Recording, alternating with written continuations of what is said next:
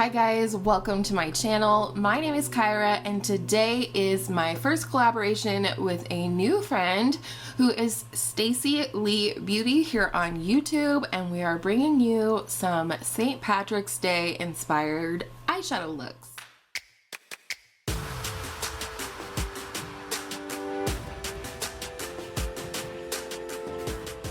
My mama is 100% Irish, which makes me half Irish, and it's been a huge part of my upbringing as a child. It's been, sort of incorporated into my children's lives as well. And so I do like to celebrate St. Patrick's Day every year in some way. Sometimes it's through food, sometimes it's through green beer or other green adult beverages, but today we're gonna go ahead and do a St. Patrick's Day inspired look. And like I said, I am collaborating with a new friend who is Stacilea here on YouTube. Stacilea does a lot of specific or single product focused reviews on her channel. She does get ready with me's. She has subscription boxes, I believe. Essentially, if you like my content, you will love her content. There's something very calming and soothing about her voice and her tone, and I just really enjoy watching her content. We've been meaning to collaborate for a while. Thank you, Stacy, for being so patient with me. Time just gets away, life, whatever. Meanwhile, the hair is a hot mess express today. Hopefully that will change by the end of the video, but for now we're just gonna lean into it and get into the eye look. So I've primed my eyes with the Anasazi Beverly Hills eyeshadow primer. I'm just trying to use this up. There's not much left, as well as it is a little brightening. I have a complete lack of sleep from last night, so there's not enough concealer in the world to hide these bags, baby. So that being said, I think the face makeup looks great. Here we go. I'm gonna start out with my Tarte Clay Play Volume 1 palette. I did use these two shades as my bronzer today, and I just want to go into here for a transition today, maybe a brow bone highlight later. I'm just trying to get more use out of this because I did save this from my declutter. Spoiler alert. So I'm just gonna place this shade, which is Journey. Did I even show it to you? This shade right here, Journey, in my transition area. As you might guess, I'm going into a green shadow today, and I just find that I have an easier time blending out green shadow on my eyes if I have some sort of a neutral base underneath. My skin tone is very, very yellow and warm, and when I try, no matter how I try to blend out green on my actual skin tone, it looks choppy or patchy.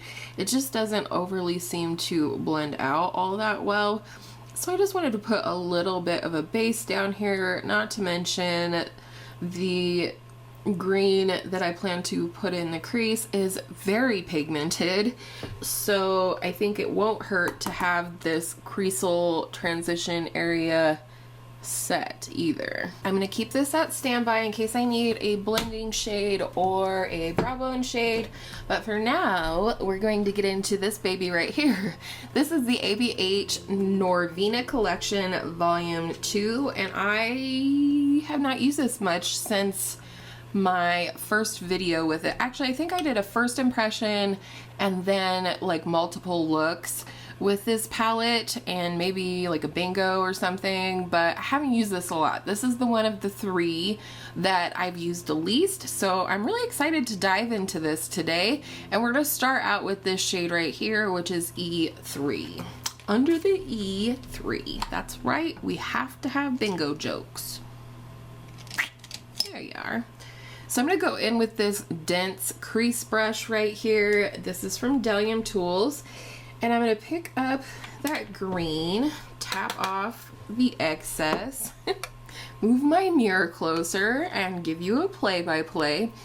And I'm gonna start this on the very outer V of the lid. And this is how I keep things low in the crease, by starting them off on the outer part of the lid. And with these types of shades, like this green right here, I find that it's really best to press it on to the skin of the eye. Wow.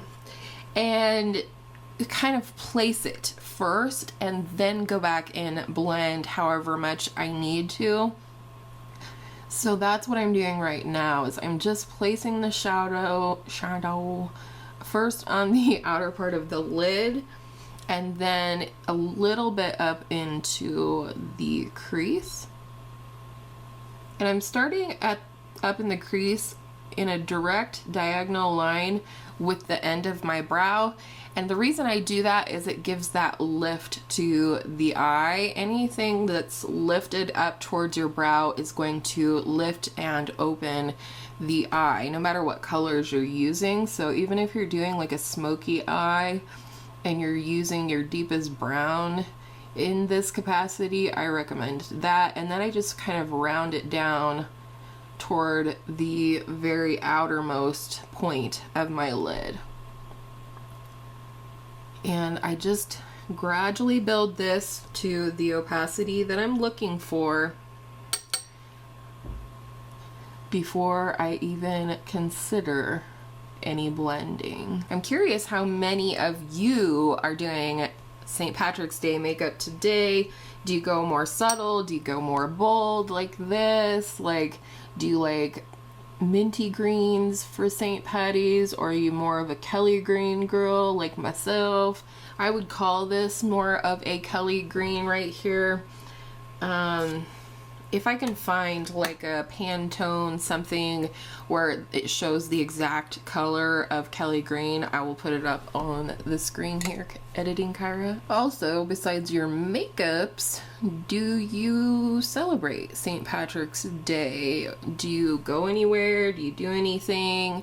I know a lot of the St. Patrick's Day parades are being canceled right now because of the coronavirus, and you know, just not wanting to have mass quantities of people gathering until they get a handle on things, which I pray that they are doing all the time. I pray that all of you are staying well. I really am. And when I'm placing this in the crease, I'm literally pushing this in under that bone, the orbital bone they call it, or the brow bone. I'm pressing it in so it doesn't go up. I'm just pressing it in with the tip of the brush. So I don't know, I honestly don't think we're doing much to celebrate this year. Maybe a specific dinner, I don't know. My husband and kids don't like corned beef, which I know a lot of people do on St. Patrick's Day. I mean, I grew up eating it, so I don't mind it, but it's not like, too bad, you're gonna eat it, because I love me some corned beef. So this is what we're looking like. We have a very similar shape on both eyes. So what we're gonna do now is very gently blend the edges. I'm gonna use the same brush, allegedly, but I'm going to clean it off really well first. And like I said, if I feel like I have any rough edges, I'm going to go ahead and use a little bit of either the transition shade or a lighter shade.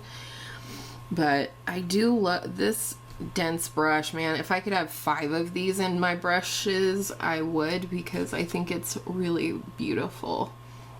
So we're going to go in with very wet cap pressure. If you're new to my channel, that means the amount of pressure that you would approach a very wet, pissed off cat with. You would tread lightly, I guarantee it.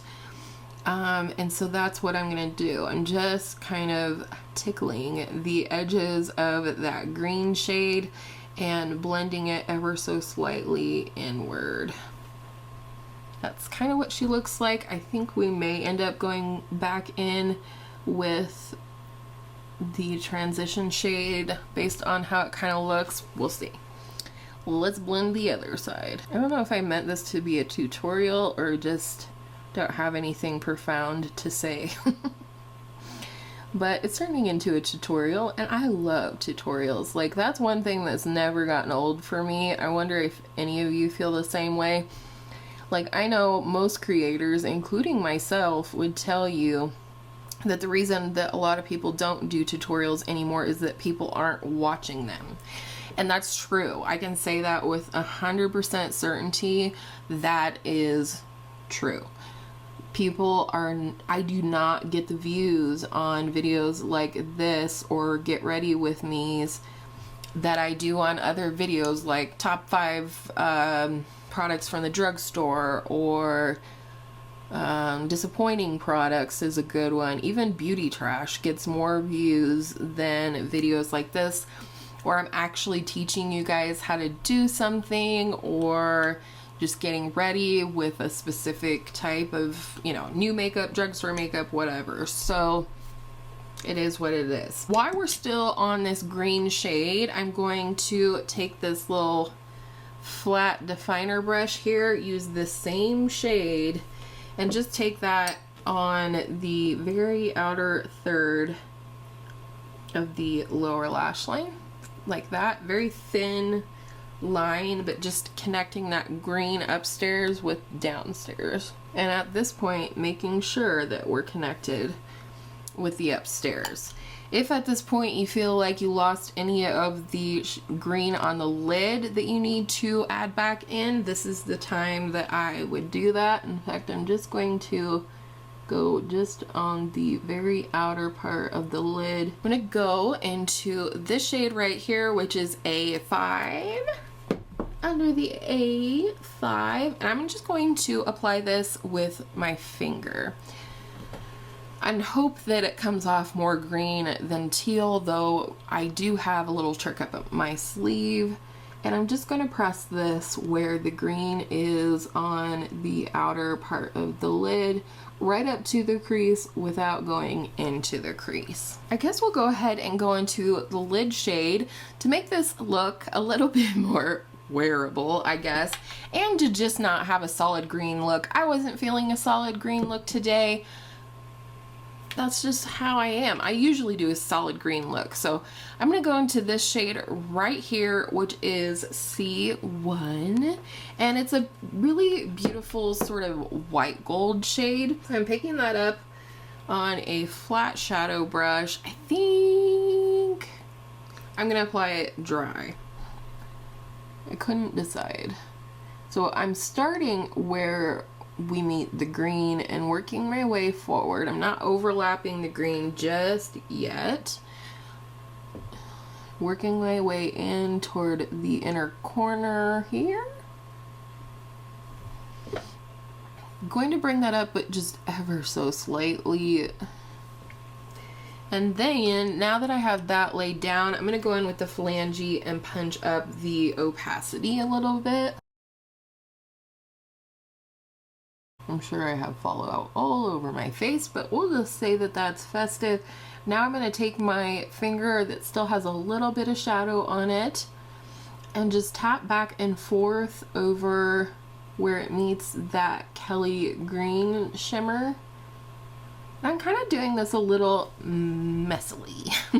I just kind of, I don't want this to be like a super structured look or anything. So that's what we're going to do to highlight the lid. I'm going to do the same thing on the other eye. I'm also going to go back in at this point with that flat definer brush and our green shimmer shade and just place that on the lower lash line. Just right over the matte green that we placed down there, because this is festive after all. I really like a shimmer on my lower lash line anyway. I think the trick for this look, it will be finding a lip to match. Okay, now I told you I had a little trick up my sleeve. if you create a look and you end up getting something that looks more blue than green or more green than blue or what have you, you can layer a matte in between the outer shade and the inner shade that brings it more back to what you were looking for. So for me, I'm going to be looking for a bright green. There's a few choices in here. We have these two. This one's probably going to cause it to look a little bit more yellow. This one would be fine. And then we also have the little bit lighter version of the Kelly green that we used in the crease. Put both of them on my finger here. They look pretty similar. More of a Kelly green and more of a grass green. I feel like the grass green is going to do a little bit better job bringing back that green. So you can use the same brush that you used for your lid shades, which is what I'm going to do, or you can use another flat brush, but you do want a flat shadow brush so you can just pat that matte back and forth in between.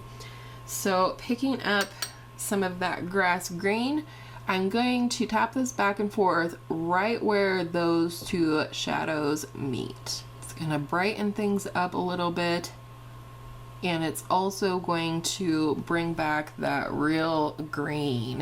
Hopefully you can see the difference. Let's build it up a smidge. This is also too just another way, a nice way to incorporate like another color or cause a more of a gradient. So hopefully you can see, if I look straight on here, that this has brightened up quite a bit. Maybe if I look down, that's better. Going back into my Tarte Play palette here, I'm going to go back into the shade Journey.